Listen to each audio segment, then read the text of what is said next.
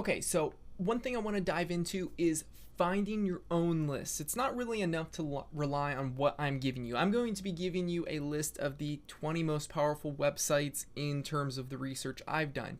Of course, there's always going to be new websites, some that are going to close down, their commenting or their submissions or their ability to register for the websites. There's going to be new ones that open up.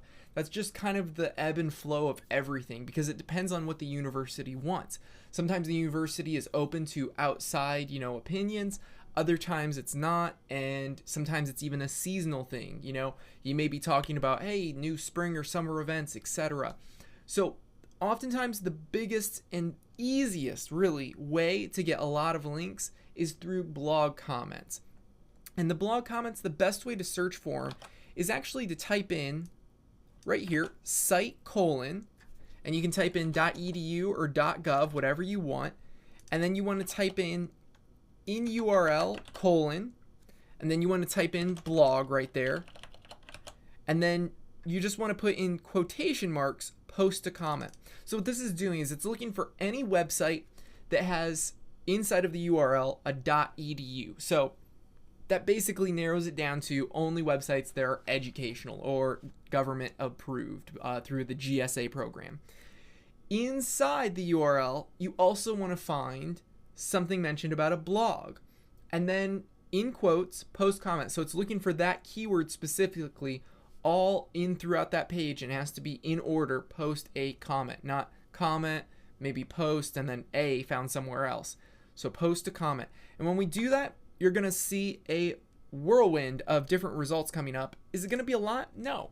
Because like I said, there is a very finite amount of .edu and .gov websites. So because they're rare, they're of course more valuable to you. So here we go. We see that is harvard.edu, their health edition of Harvard.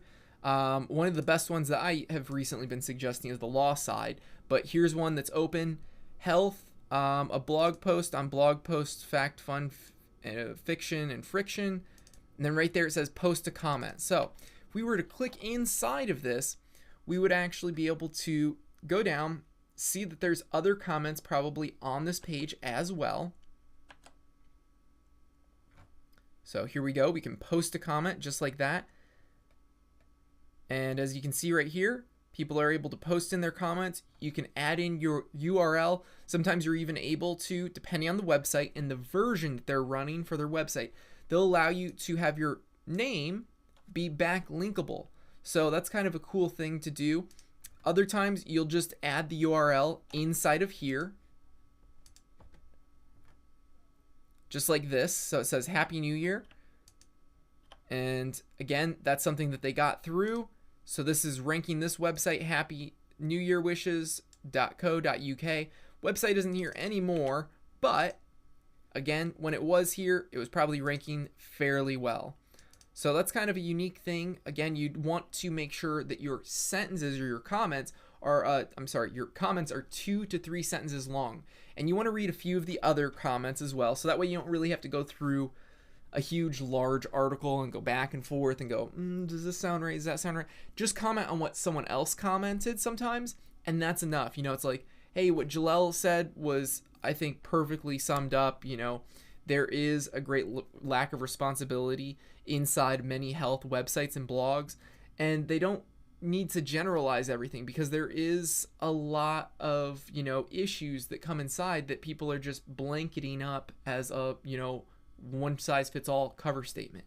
So that would be like a comment you might post. And then you would say inside of that, hopefully you can naturally include something inside that talks about whatever your product is. So if I'm talking about, chocolates, I would say, hey, this isn't something, or, a lot of health websites are generalizing, serious cases. I even saw one talking about how milk chocolate bars were okay to eat as long as, XYZ. But I know that diabetics can't even have one bite of that, or else it would shoot their, blood sugar levels through the roof. So that's a very intense comment. It's a lot of information, but I did get my keyword in there, milk chocolate bars, as we've been talking about a little bit as an example. And again, I'm inside the health, so that fits well. If I were to go inside the law, I might want to talk about, oh yeah, there was this one funny story where they tried to outlaw milk chocolate bars inside of, Nevada or, XYZ. And there are laws for that. I guarantee you, if you just look up, crazy laws around chocolate or, whatever your industry or niche is, there's something inside of it that you can discuss. And you're going to have to think a little bit. So it is easy, but it takes a little thought. It's not just a automatic thing that you can do. Everything about EDU links, unfortunately, is manual. There are a lot of things that are automatic in this day and age, but education and government, because there is someone that is checking every single thing that comes through, they're not just going to allow any single comment that comes in. It has to be really reciprocal for them in terms of a benefit. You're adding content to the page. You really put in unique thought and a process to it. So we can go down, we can go through all this entire list right here. I'm just going to open up a couple of them and kind of show you what I'm talking about. Here it says, please post a comment below. We know that's available. Comment on this post. That's another one. So again, we're just making sure we can post a comment, and that posting a comment is really important. So here's another one. Assessment, clear and simple. There you're able to put in your website. So that's your website that you're putting in. And you may put in whatever you want inside of there and then put your captcha code. So this is probably the simplest submission you can have, but still you need to write a couple of sentences because it shouldn't just be, blah, just spit out there for no reason. Here's another one. Why do people spam blogs? Again, all of these things, if you look at it, here's the web expert, Myrtle Beach condo rentals, SEO services, So that's all you got to look at right there. So you can see that's their backlink right there. I am Ulyss. So now this website, case.edu, is now backlinking to this website. And obviously it's going to be ranking a lot better because of that. So this is kind of how you go through and you submit those blog. This one looks like it's closed, so that's another thing that you have to keep an eye out for. There's no way to submit inside of here. But you can go probably to more recent blog posts, and we may be able to comment on those. If we simply click into it, here we go. We can leave a comment, name, email, and a website.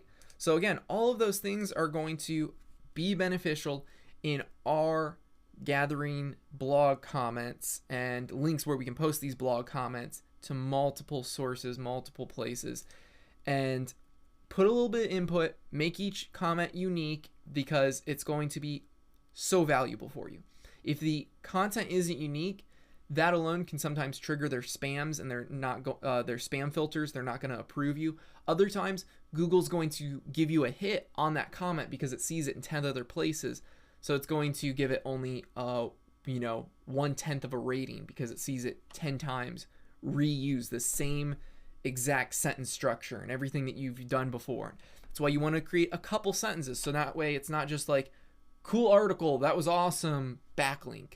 Because Google's going to see every other comment that has cool article, great, whatever, blah, blah, blah, backlink. And it really hurts your SEO.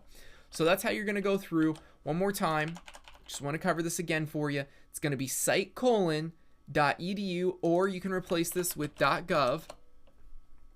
And then in URL blog, it's going to say post a comment. So inside of government websites, you're not going to have it nearly as often. The EDU websites, of course, since they're education, they're not just making announcements. They're going to be more open towards having feedback and, like I said, reciprocating a conversation. And you can even get multiple links inside one page, which means, let me kind of show this to you in a sense. When you have a page, whenever there's a new link, if there's, 4 links in here, then for all the SEO juice that can go in here, this is going to be site number 1, site number 2, site number 3, and then you happen to reply back again, so site number 1. So you happen to be site number 1. You're now taking up 50% of all the SEO juice inside of a page. and that's being sent off in different directions. So again, the more comments that you can even make and reply back, that's going to help your rankings as well. So keep all of that in mind, and do remember, EDU links and government links are taxing, but so worth it.